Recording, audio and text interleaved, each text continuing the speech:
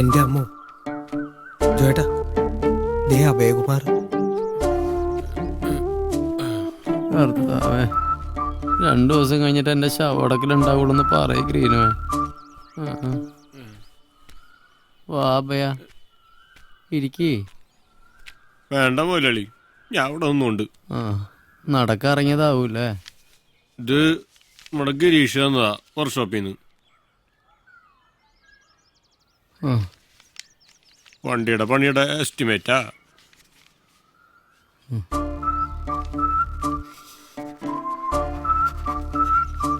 ഒരു 10,000 രൂപ അഡ്വാൻസ് കൊടുത്താ പണി തുടങ്ങാന്നാ ഡാവ് പറഞ്ഞേ. എന്റെ ഇപ്പോ നിന്റെ ഹോസ്പിറ്റൽ ബില്ല് ഞാൻ അടച്ചില്ലേ ഭയ?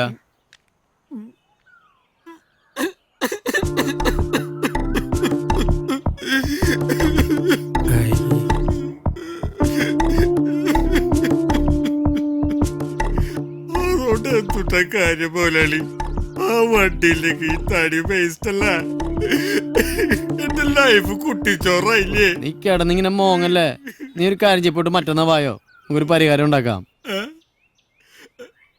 മറ്റന്നാന്ന് പറഞ്ഞ മറ്റന്നാളല്ലേ?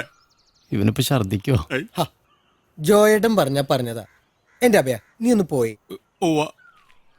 അല്ല മുതലാളിയുടെ നാളേതാ? നീ ഒന്ന് പോയാ ഭയ. മറ്റന്നാ ശരിയാക്കാം, നീ ഒന്ന് ചെല്ല്. മറ്റന്നാ 10,000 രൂപ എവിടെ നിന്ന് എടുത്ത് കൊടുക്കാനാ ജോയേട്ടാ? എനിക്കൊരു ഐഡിയ ഇല്ലടാ. നമുക്ക് കേസ് കൊടുത്താലോ ജോയേട്ടാ? പാർട്ടിക്കെതിരെയോ? വേറെന്തിട്ടാ ചെയ്യാനോ? മണ്ടത്തരാവില്ലേ ജോയ്? ലൈഫിൽ എന്തെങ്കിലും ഹോപ്പ് വേണ്ടടി മനുഷ്യന്. ഞാൻ കേസ് കൊടുത്താ നീ എന്റെ കൂടെ നിൽക്കോ? മതിയായി തുടങ്ങണ്ട നിനക്കെന്നെ. എന്നാ ജോയ് ഇത് കുട്ടികളെ പോലെ? ഞാൻ കൂടുണ്ട് ജോയേട്ടാ, കാര്യൊന്നുമില്ല, എന്നാലും കൂടുണ്ട്. ആക്സിഡന്റ് കഴിഞ്ഞപ്പം ജോയേട്ടന്റെ കൂടെ നടക്കുന്നതിന് അച്ഛനും അമ്മേനെ കുറെ ചീത്ത പറഞ്ഞു. എന്നാലും ഞാൻ നിങ്ങളുടെ കൂടെ ജോയേട്ടാ. ഉമ്മക്കിപ്പോ ഇത്തിരി മോശ സമയാന്നേ ഉള്ളൂ. പുണ്യാളിന്റെ അഗർബത്തീസ് നമ്മളിവിടെ ഉണ്ടാക്കും, എനിക്ക് ഷുവറാ.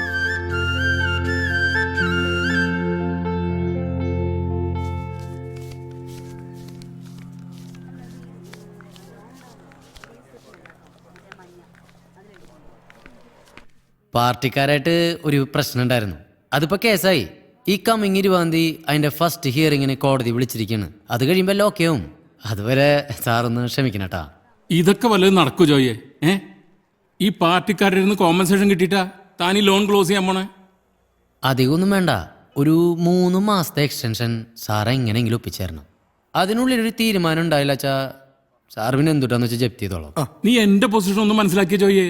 എനിക്കത് മനസ്സിലാവും, തിരിച്ചടയ്ക്കാൻ പറ്റുമെന്നുള്ള കോൺഫിഡൻസ് ഉണ്ടേ സാറേ. നമ്മുടെ തൃശ്ശൂരുള്ളൊരു ഗടി കുറെ കാലം മുമ്പ് നമുക്കൊക്കെ സുഖമായിട്ട് കിടന്നുറങ്ങാൻ വേണ്ടിയിട്ട് ഒരു ഗുഡ് നൈറ്റ് കണ്ടുപിടിച്ചു. ഇപ്പൊ കോടിക്കണക്കിന് റുപ്യാണ് എൻ്റെ ആസ്തി. എൻ്റെ പുണ്യാളന കൃപത്തേസിനും അതുപോലത്തെ ഒരു ഫ്യൂച്ചർ ഉണ്ട്. നമ്മള് കുറെ സ്വപ്നം കണ്ടതാ. സാറ് വിചാരിച്ചാൽ നടക്കും. സാറിന് വിചാരിക്കേ.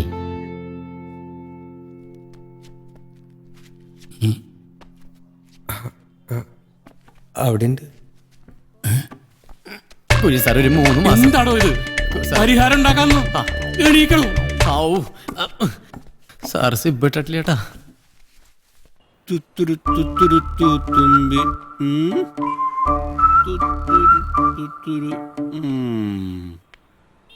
എന്നാലും അയാളുടെ കാല് പിടിക്കണ്ടായിരുന്നു ജോയേട്ടാ. എന്നാലും 3 മാസത്തെ ടൈം കിട്ടില്ലടാ. അപ്പനെ അമ്മനെ അവരെ വാടകയ്ക്ക് കിട്ടും, പക്ഷെ ടൈം അത് വാടകയ്ക്ക് കിട്ടില്ലട്ടാ. So we have to use the time wisely. മനസ്സിലായാ? അപ്പൊ ഭയങ്കര ജോയേട്ടാ, ദേ അടുത്ത കുറിച്ച്. അയ്യോ, ഇന്ന് മറ്റന്നാളാ?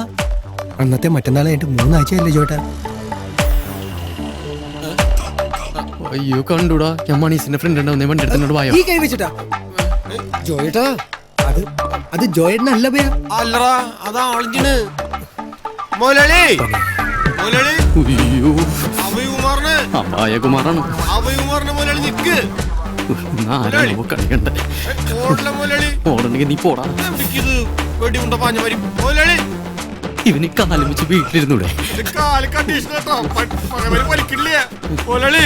വണ്ടിയുടെ കാര്യത്തില് മുതലാളി പകുതി കിട്ടുട്ടാ. എനിക്കിട്ട് പണി വന്നാലാ മുതലാളി ഇവനെങ്ങനെ കാലം വെച്ച് ഇങ്ങനെ ഓടാൻ പറ്റണേ?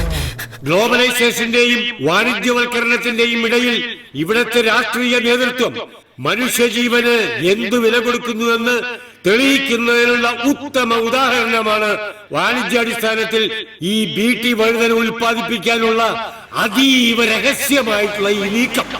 അധികാരത്തിന്റെ വേലിക്കെട്ടുകൾ തകർത്തെറിഞ്ഞ് ഈ ജനവികാരം ഭരണതലങ്ങളിലേക്ക് എത്തിക്കാൻ നമ്മെ കൊണ്ടാകുന്നതൊക്കെ നമുക്ക് ചെയ്യാം. കൂടുതൽ ചെറുപ്പക്കാർ വിഷയത്തിന്റെ ഗൗരവം മനസ്സിലാക്കിക്കൊണ്ട് ഈ സമരപന്തലിലേക്ക് ഒഴുകി വരുന്ന കാഴ്ച ഈ ജനകീയ മുന്നേറ്റത്തിന്റെ ഏറ്റവും വലിയ വിജയമാണ്. ഈ സമരത്തിൽ പോകുന്നു RIP യുവനേതാവ് സാബു പാറത്തടത്തിലും KFC youth wing general secretary Ullas മോഹനും പ്രത്യേക അഭിവാദ്യങ്ങൾ അർപ്പിക്കുന്നു. ഇന്ന് തൃശൂർ ഇവിടെ തുടങ്ങിയിട്ടുള്ള ഈ ചെറിയ കൊച്ചു സമരം നാളെ കേരളത്തിന്റെ എല്ലാ ജില്ലകളിലും നിങ്ങളോട് ഞാൻ വളരെ താഴ്മയായി അഭ്യർത്ഥിക്കുകയാണ്. എന്റെ പ്രിയപ്പെട്ട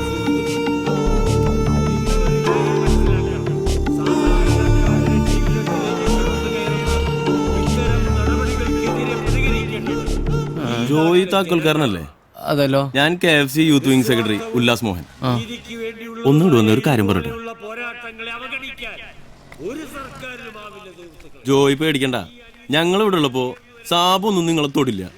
അങ്ങോരെന്താ ഇവിടെ വെറുതെ ഷോ. ഇജാതി ജനകീയ സമരങ്ങൾക്ക് ഏതെങ്കിലും ഒരു പാർട്ടി പിന്തുണ പ്രഖ്യാപിക്കണ്ടേ? Just for name sake. അത് പോട്ടെ.